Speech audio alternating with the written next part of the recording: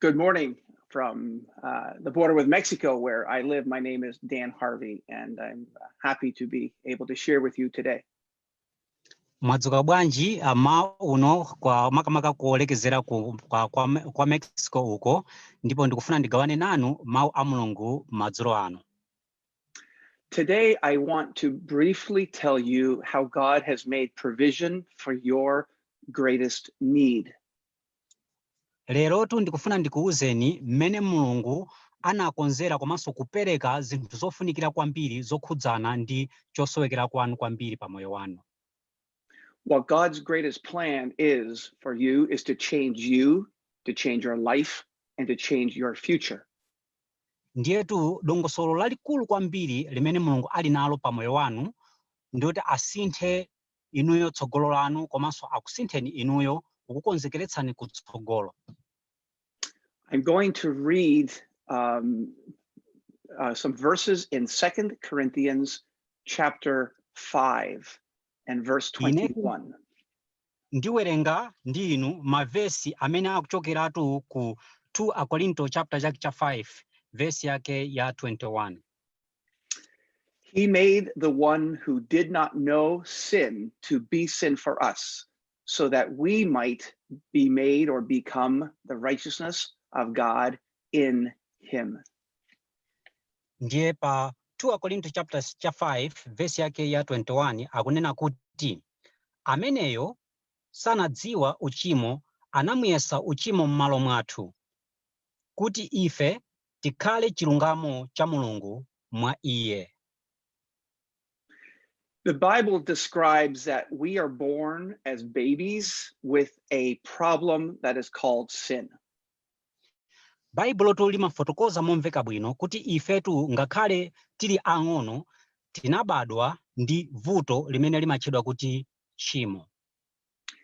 That sin really quickly becomes evident when we start to grow and we begin to manifest or show that sin in our life by our actions and our words and the way we live. Nde vuto limene la uchimo pamene ife tikuyamba kukula tsopano limadzionetsera lokha pamene timayamba kuchita machitachita athu amoyo wathu atsiku ndi tsiku komanso mmene timaganizira ndi zonse zimene mmene timachitira zinthu. Although we may feel like we love God, the Bible says that by the things we do, we are actually making ourselves the enemies of God. Ngakhale tu ifetu tikhoza kukhala ndi zokumva mthupi mwathu kuti timamukonda Mulungu, koma Baibulo limanena kunena kuti ifetu pa zimene timachita timasanduka adani a Mulungu. God wants to change that, because if we never receive forgiveness from our sins, we can never be with God.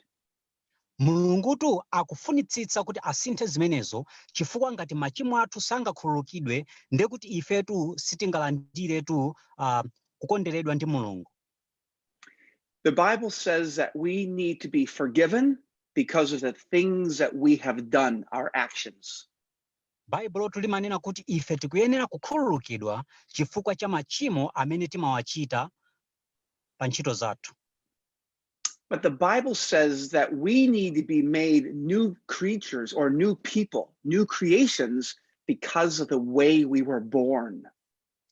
Koma Baibulo so limafotokoza atu kuna kuti ifetu tikuyenera kuti tilengedwenso kukhala zolengedwa zatsopano chifukwa cha mmene tinabadwira kale. The way that God does that is he makes us new, he reconciles us, and brings us close to himself by means of Jesus Christ.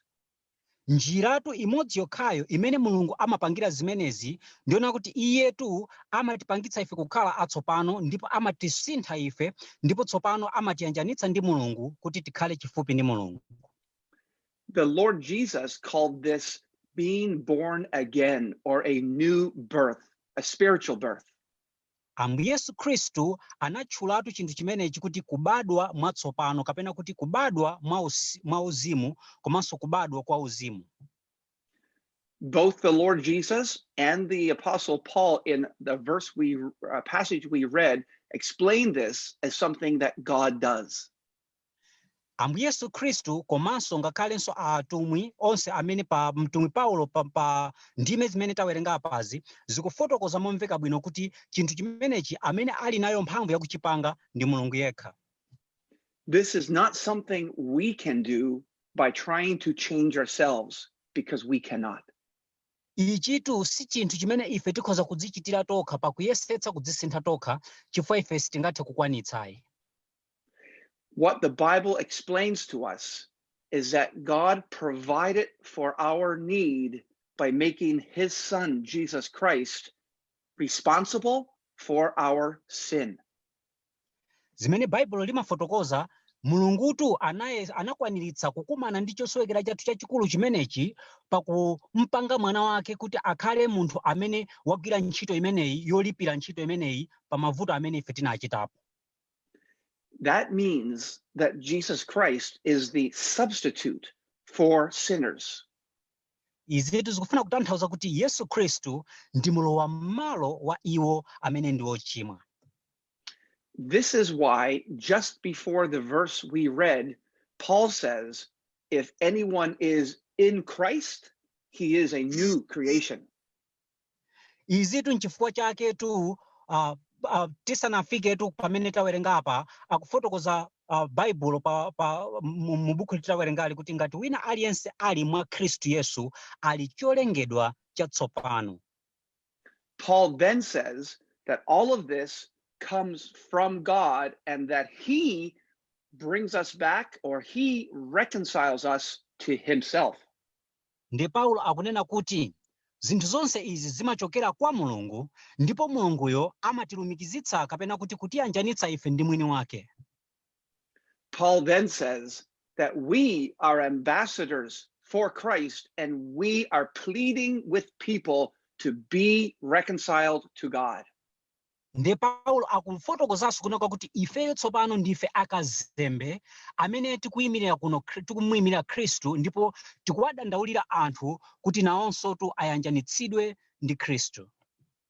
The way that we can be reconciled to God is what Paul explains in this verse 21. Njiratu imenetu ife tikhoza kuyanjanitsidwatu ndi Mulungu ndi njiratu imenetu Paulo akuifotokozatu pa ndime yake ya 21. Jesus Christ is holy and has no sin. We are sinful and dirty in one sense. Yesu Khristu ndi woyera ndipo alibe uchimo, koma ife ndife anthu ochimwa ndipo ndife anthu odetsedwa pamaso pake. What God has done is he has made Jesus Christ responsible for our sin by taking our sin and laying it on Jesus. Ndiretu zimene Mulungutu anachitatu ndikutengatu machimo athu ndikuwalika pa Yesu Khristu ndikumulanga nawo Yesu Khristu ngati wachita machimowo ndi iyeyo. When Jesus Christ died on the cross, he paid the debt of our sin that we owed to God.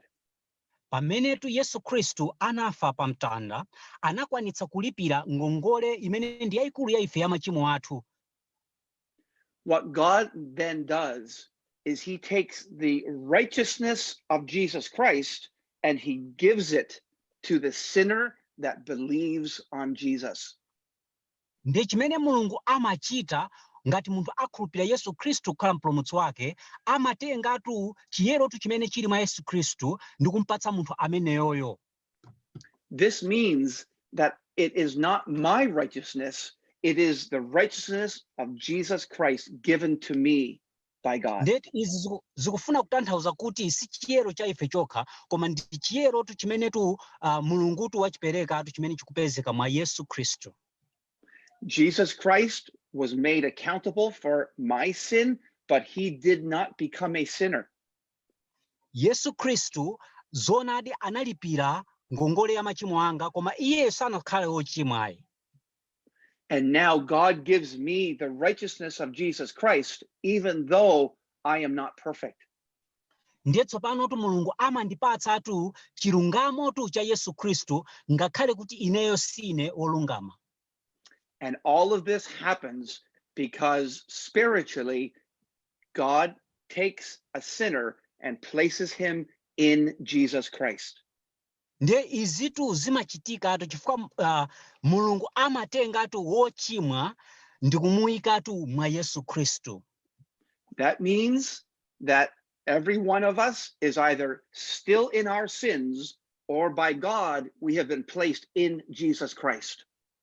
Ndiye kuti izitu zimafuna kutanthauza kuti wina aliyense wa ife tidakali m'machimo athu omwewo kapena apo ayi Mulungu ndiye kuti watichotsa watika mwa Khristu Yesu.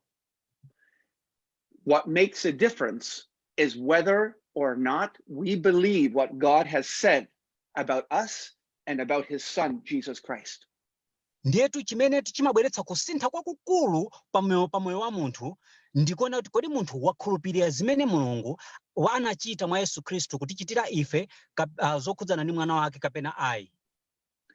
God commands us to believe the good news of the gospel that Jesus Christ died in the place of sinners. Mulungutu akutitsimikizira ife komanso akutidandaula ife kuti tikhulupiriretu uthenga wabwinotu umenetu Mulungu anaupanga mwa Yesu Khristu mwana wake. More specifically, I needed to believe that Jesus Christ died for me, paying for my sin. Mwapaderadera ineyo ndikuyeneratu kukhulupirira kuti Yesu Khristu anafatu kundifera ine ndipo anafa kulipira ngongole ya machimo anga. That is why I know by what God says that my sins are forgiven. Nde izitu ndi zimene inetu ndikudziwa kuti zimene Mulungu akuchitatu ndi zimene Mulungu anachita analipira ngongole yanga ndipo machimo anga akhululukidwa. Jesus Christ was made responsible for my sin. Yesu Khristu iyetu anasanduka kuti akalipira olipira ngongole kapena olowa m'malo mwanga chifukwa cha machimo anga. Jesus Christ is my substitute. Yesu Khristu ndiye mlowa m'malo mwanga. He is a substitute for every sinner, and if you understand you are a sinner, you can receive Jesus Christ as your savior and substitute. Iyetu ndi mlowa m'malo wa munthu wina aliyense amene ndi wochimwa. Pokhapokhapo iwe ngati utazindikira kuti nawenso ndi wochimwa ndipo pamenepo ndikukhulupirira iye akhonza kukhala tsopano mlowa m'malo mwako ngati wochimwa. May God help you to believe what he says about his son, to receive Jesus as your savior and know that he died in your place. Ambuye akuthandize iwe kukhulupirira Yesu Khristu ngati mpulumutsi wako ndipo kuti ukadziwe kuti anafa chifukwa cha iwe ndipo ukadziwe kuti machimo ako akhululukidwa mwa iye.